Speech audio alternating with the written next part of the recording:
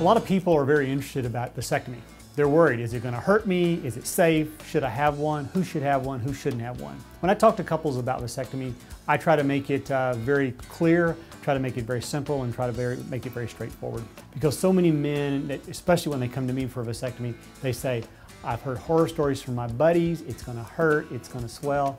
And sure, those things can happen, but my goal, and I tell people it's my favorite procedure to do, because my goal is when you leave for you to say that was easy and I'm really glad I did it. Sure, we don't want to have kids anymore because we've got 2 running around and they're just bonkers. Right. And I think, that's plenty. The big thing I tell people is that a vasectomy is irreversible. Now I know there are people that say, I've heard it's reversible, I've had a friend who had it reversed. That's true, but people need to view this as being a permanent and irreversible procedure. So I tell people, it's okay for couples to run away. 3 to 5% of the people that I counsel, they say, I don't want to be it. I didn't know that it was permanent. I don't want to do it. I would rather have a couple walk away than to do it and regret the fact that they did something permanent. We ask the patients to arrive the day of the procedure, a few minutes before the procedure. We ask them to shave the scrotum, which is the sac that the testicle's in, just the area on top of the scrotum.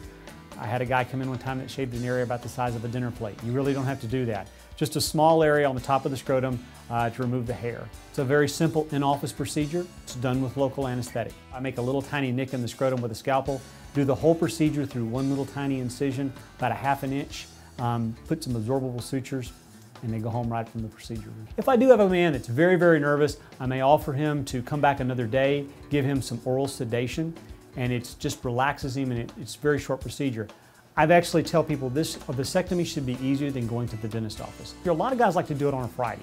That's my biggest day for this, because they have it on Friday, they have Saturday and Sunday, and 98% of the guys are ready to go back to work on Monday. There's 1 or 2 that may have a little discomfort, but by and large, they're all ready to go back to work.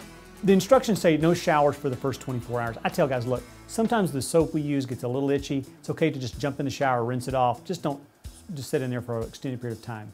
No hot tubs, jacuzzis, swimming pools, nothing that you soak the scrotum in for a week. The most important thing is birth control until you bring me a semen specimen that's clear, that make sure that there's no sperm. Go home, put your feet up, take it easy, and after, I tell people, no exercise, no working out, no sex, no heavy lifting for 3 days. After that, whatever they feel like doing.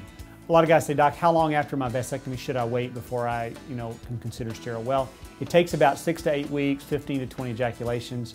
Most couples, when you talk to, the guy says, well, it'll take about a year, and the wife says, it'll take about a week and a half. So, it's all relative. I tell guys, about 15 to 20 ejaculations or 6 to 8 weeks, drop off a semen specimen so we can clear that. Anybody can do a vasectomy, but can you do it without hurting someone? And that's my goal.